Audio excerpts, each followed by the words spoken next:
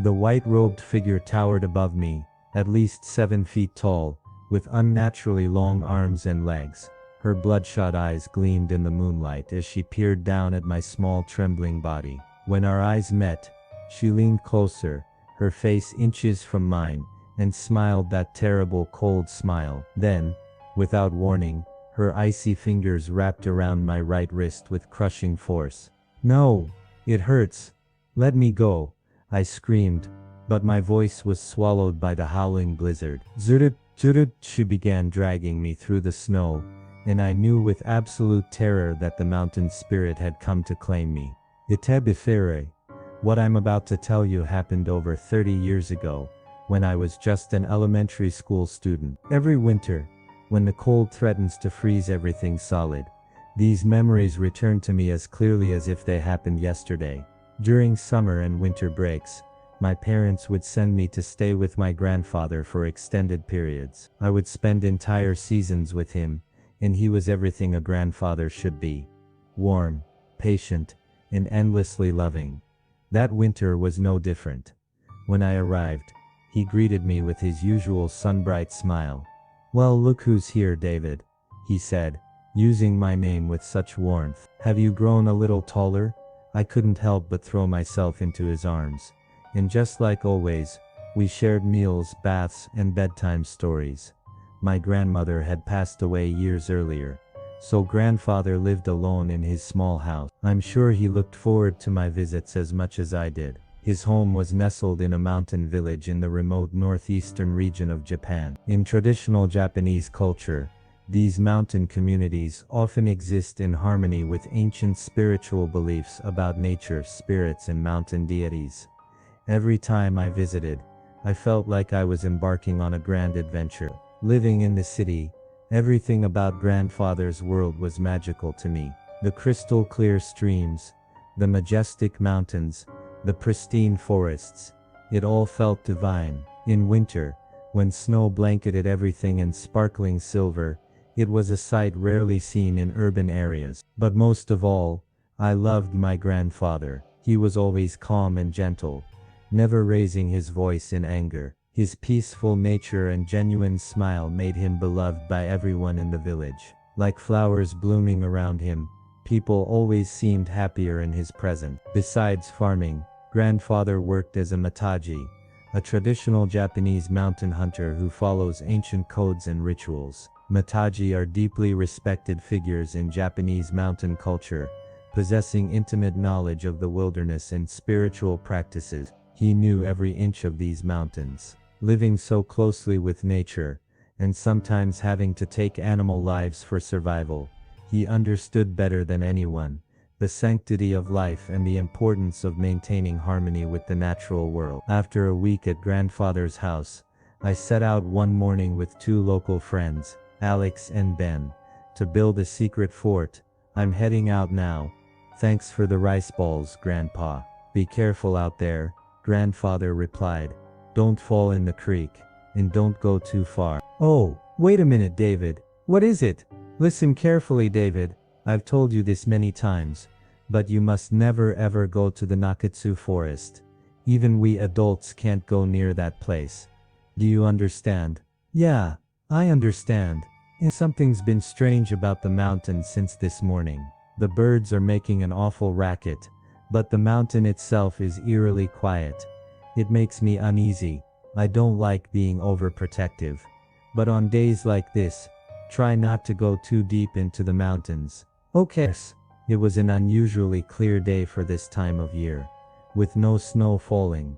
Otherwise it seemed like any normal morning. At the time, I didn't understand what grandfather's words really meant. The Nakatsu Forest was a specific area in these mountains that grandfather had always forbidden me to enter. The reason was that it housed a sacred shrine dedicated to the Yama-gami, the mountain spirit. In Japanese Shinto belief, Yama-gami are powerful nature deities who govern mountains and forests, demanding respect and proper rituals from humans. According to grandfather, anyone who encountered the mountain spirit might have their life force drained, or conversely, be blessed with lifelong health and vitality. The mountain spirit both takes life and gives it.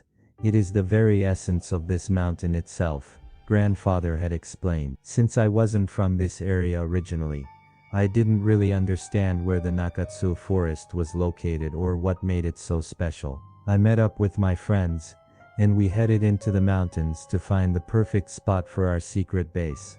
So where should we build it? Alex asked. Since it's our secret hideout, let's go a bit deeper, Ben suggested. Yeah, if adults find it, it won't be secret anymore, I agreed. We ventured further into the mountains. After about 30 minutes of walking, we found a perfect clearing in a grove of mixed trees. We decided to build our secret base there. Really just a snow fort, but it felt important to us.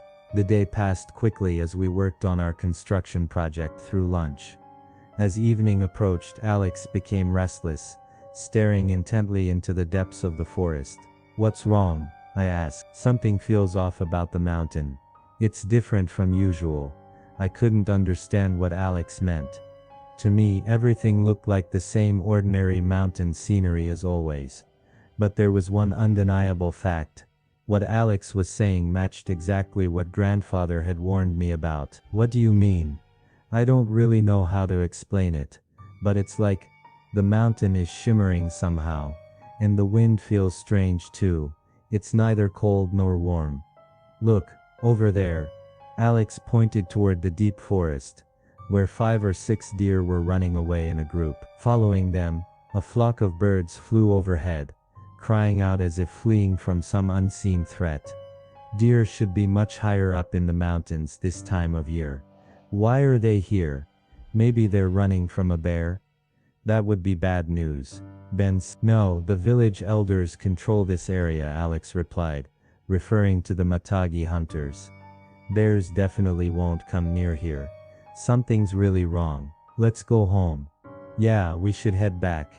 It's getting late, Ben agreed. Though we could have kept playing, we decided to return early. I still remember feeling an inexplicable sense of dread. We'd been walking the return path for about 20 minutes, when something seemed off about our surroundings. Hey, did we come this way? I don't remember that huge rock being there, Ben said. You're right, let's try going right. Maybe it was that direction, Alex suggested. But going right didn't help either. We were completely lost. While I was just a visitor, Alex and Ben were locals who played in these mountains constantly. For them, this area should have been as familiar as their own backyard. A place where getting lost was impossible. How long had we been walking? We had no sense of time, distance, or even where we were. It felt like we were walking in circles endlessly. We were completely bewildered. Somehow, we had wandered into deep forest. Whether it was because winter days are short, or because the tree canopy was blocking the sun, everything around us was growing darker. Snow had begun falling at some point, and the cold was intensifying. My child's heart filled with anxiety. After walking a bit more, the sun began to set, and the village hall's 5 p.m. bell rang out across the mountains. It's already 5 o'clock. Where are we? I asked. I don't know. But this is weird. Getting lost in such a shallow area, Alex replied. If we're this late, Dad's going to be furious. Let's hurry home, Ben said. But we were exhausted and sat down in a random spot. In grandfather's village, there was a custom of always giving children flashlights. So fortunately, all 3 of us were carrying them. I'm tired, it's cold, and I'm hungry too, Ben complained. Hey, there's something over there, I said. Where my flashlight beam landed, there stood a large torii gate with peeling paint. A torii is a traditional Japanese gate, typically found at the entrance to Shinto shrines, marking the boundary between the physical and spiritual worlds. We approached cautiously and passed through the gate. Beyond it, we walked along a crumbling stone path, until we reached what appeared to be a small shrine. In front of the shrine were offerings of rice and bottles of water, probably sake. On either side stood wooden posts covered in Chinese characters that we couldn't read. The moment Alex and Ben saw this, they exchanged startled glances. This couldn't be the Nakatsu Forest. Could it? Alex whispered. I don't know. I've never been to the Nakatsu Forest and I don't really know where it is. I've never heard of there being a shrine like this in these mountains. Ben replied. Is the Nakatsu Forest really that dangerous? I asked. Oh right. You're an outsider, so you wouldn't know, but I've heard this story from Dad. Ben explained. What story? Simply put, the Nakatsu Forest is where the mountain spirit lives, a deity that rules over these mountains. Even village people are absolutely forbidden from entering. I know that much. Well, this mountain spirit is supposed to be extremely short-tempered. When it realizes people are in the Nakatsu Forest, it gets angry and drags them away by their arms and legs. Adults call this spiriting away, or divine punishment. Where does it take people? Nobody knows. When someone gets spirited away, even adults can't find them. They disappear to somewhere unknown. God, go. Just as Ben was explaining this, an ear-splitting roar unlike anything we'd ever heard filled the air. What is that? Ben screamed. The mountain is shaking, Alex yelled. The entire mountain began to tremble. We couldn't keep our footing and tumbled over, rolling in the snow and desperately clinging to trees in complete confusion. The shaking continued for what felt like 2 or 3 minutes before finally stopping. The rumbling ceased, and the area was once again wrapped in silence. We sat there in stunned disbelief. What was that? Alex whispered. I don't know, maybe an earthquake. I started to say when suddenly, get out, get out, get out, someone whispered directly in my ear. The voice was neither clearly male nor female. Actually, it felt less like someone speaking in my ear and more like the words had slipped directly into my mind. But it was an eerily cold voice. I remember this moment perfectly, even now. Goosebumps covered my entire body, and for an instant time seemed to stop. Did you hear that? Alex asked. I wasn't the only one who had heard it. All 3 of us looked at each other and then ran frantically. This is bad. This really is the Nakatsu Forest. That earthquake was the mountain spirit's curse. It's angry because we entered its sacred space. We have to run or it'll steal our souls. Ben shouted. Hurry, we have to hurry, Alex cried. My mind was completely scrambled at that point. In the darkness, we kept running. We didn't care when we fell or when tree branches hit our faces. The direction we were running, whether we were heading home, none of that mattered. We just had to escape from that place.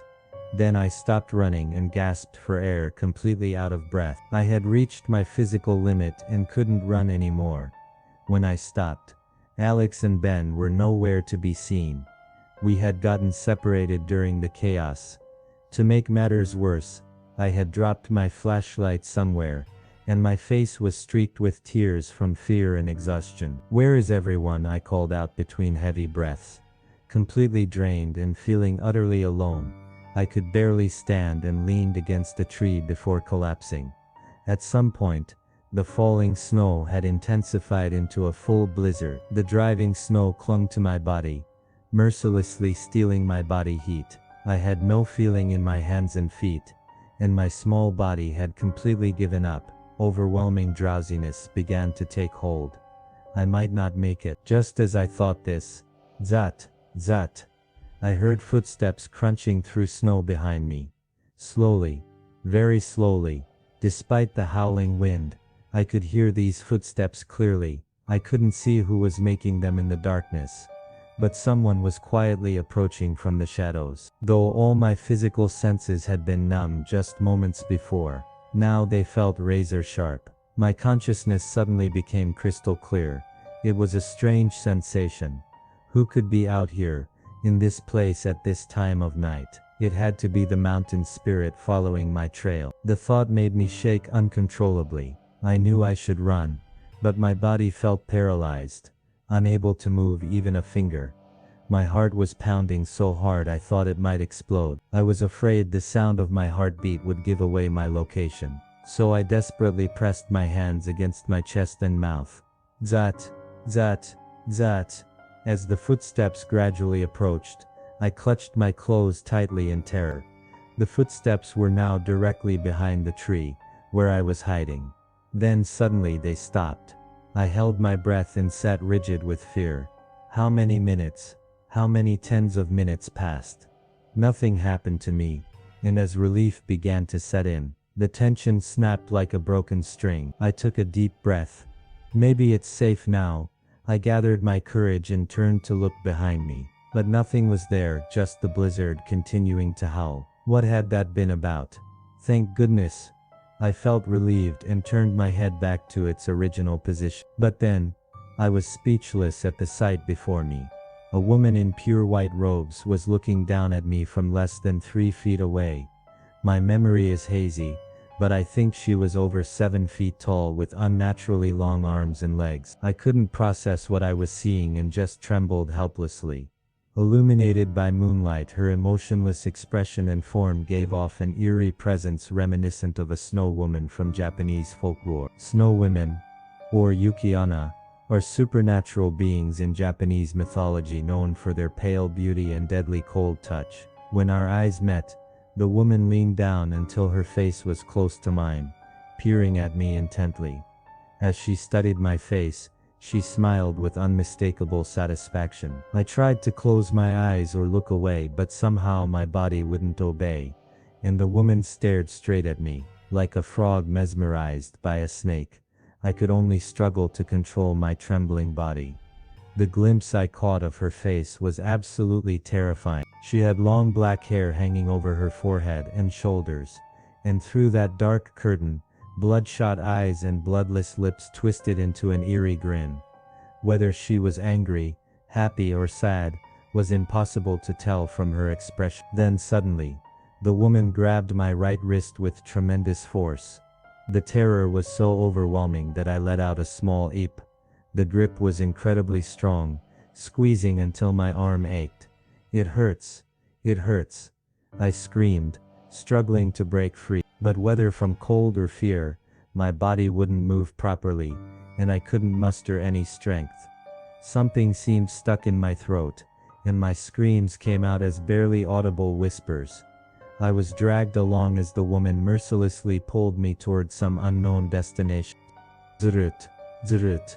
As I was being dragged, I glanced at the woman and saw her face illuminated by moonlight, reflecting off the snow, horrifyingly grotesque. She continued to grin, and when our eyes met, she smiled even more broadly, as if delighted. Zrut. The mountain spirit is taking me away. As my consciousness began to fade, that's what I thought, but from somewhere, I could swear I heard my beloved grandfather's voice calling out. I woke up 2 days later. When I opened my eyes, I saw a familiar ceiling above me. I was in my grandfather's house, lying in bed. I couldn't seem to put any strength into my body. Had it all been a dream? As I lay there in a daze, I heard voices saying he's awake, and he's safe, followed by the sound of footsteps running down the hallway. When I looked to the side, I saw several village adults in the room. "David." At the sound of my name, I saw my grandfather rushing toward me, his already wrinkled face even more creased with emotion, as he embraced me. Thank goodness you're alive. I'm so relieved," he said, his eyes red with tears as he gently stroked my cheek.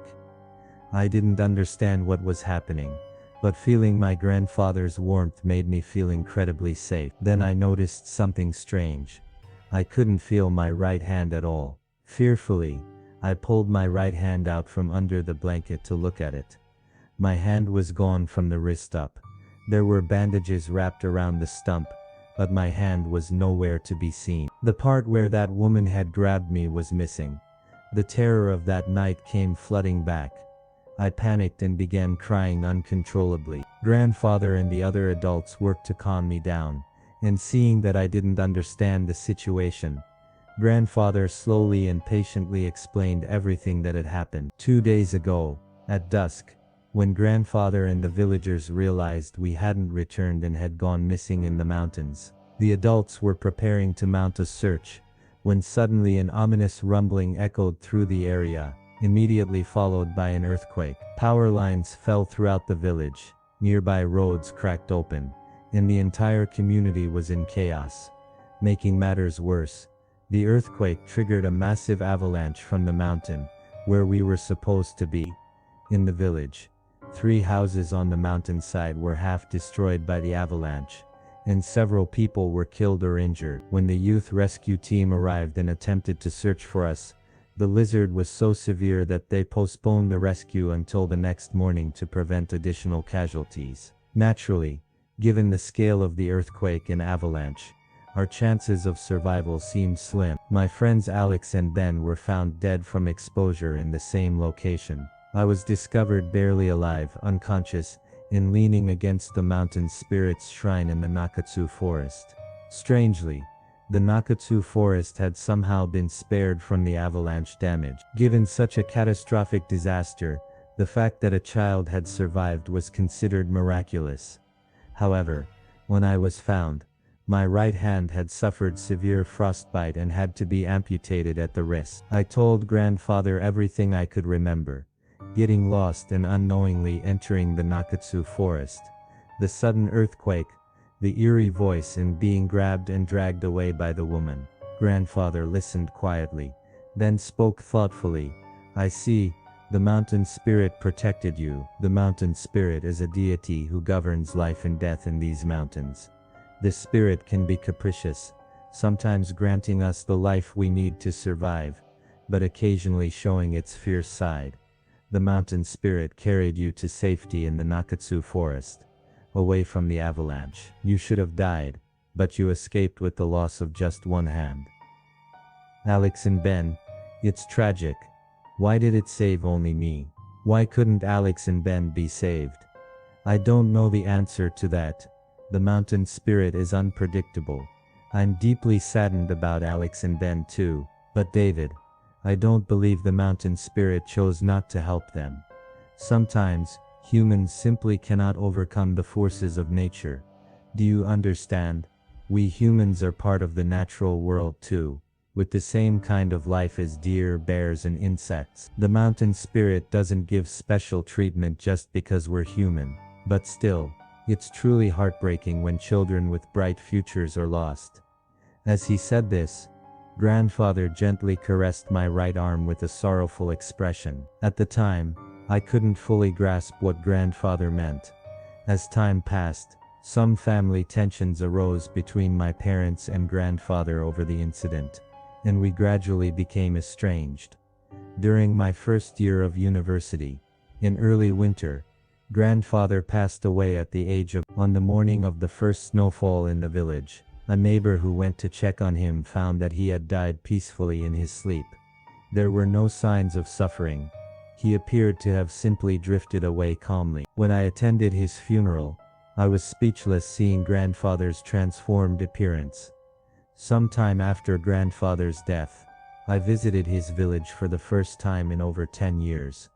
But the village had merged with the city, becoming paved with asphalt and dotted with convenience stores. It was quite different from the village I remembered. The mountains had been riddled with holes from development, and the beautiful streams and abundant forests had vanished. I was overwhelmed by a sense of melancholy. Now that I'm older, I sometimes reflect on what happened back then. Things I was too young to understand at the time now seem clearer to me. On the day I got lost, hadn't grandfather sensed that something would happen on the mountain? His sharpened instincts, honed by years of working as a Matagi in those mountains, must have detected some kind of disturbance in the mountain spirit of the Nakatsu Forest. Looking back, maybe the voice saying "get out" was actually a warning. An avalanche is coming, so escape quickly. I later learned that the mountain spirit is the embodiment of the mountain itself. A spirit, the very life force of the mountain. Though it rarely appears before humans, according to legend, it sometimes manifests as a woman, a white snake, or occasionally a white fox. People who believed in and respected the mountain spirit would, upon death, return naturally to become part of the mountain spirit. The mountain's life force would grow, circulating through the great natural world, and be reborn again. In grandfather's region, this belief has been revered since ancient times. And even now, annual festivals are held to honor the mountain spirit. People of the past lived alongside nature, and in their awe of occasional natural disasters and tragic accidents, they came to worship the mountain spirit. They also expressed gratitude for the life-giving bounty of rivers and mountains, showing respect for the mountain spirit. That is, for nature itself. I absolutely do not believe that my rescue by the mountain spirit was a dream or delusion. Even now, that mountain spirit is surely watching over something, somewhere, as part of that mountain's life. Sometimes gentle like spring sunshine, sometimes harsh like winter's bitter cold. When I think that grandfather might be somewhere in those mountains too, I'm filled with a strange feeling. I heard that the Nakatsu Forest was developed, and the mountain spirit's shrine was relocated to another shrine elsewhere. I wonder what the mountain spirit thinks when looking at those transformed mountains. As I gaze at my smooth right arm, these thoughts fill my mind. That night in the forest changed everything I thought I knew about the world. Was what I experienced real, or was it the hallucination of a dying child lost in a blizzard? The missing hand suggests it was very real indeed. But perhaps the more important question isn't whether mountain spirits exist. Perhaps it's whether we've lost something essential in our relationship with the natural world. My grandfather understood something that modern development has swept away. The idea that we are not separate from nature, but part of that. Sometimes, in the grand scheme of life and death, we must accept mysteries beyond our understanding. When you walk through a forest at night, do you feel completely alone? Or do you sense something ancient watching from the shadows between the trees? What would you do if you heard a voice in the darkness, warning you to leave? Would you listen?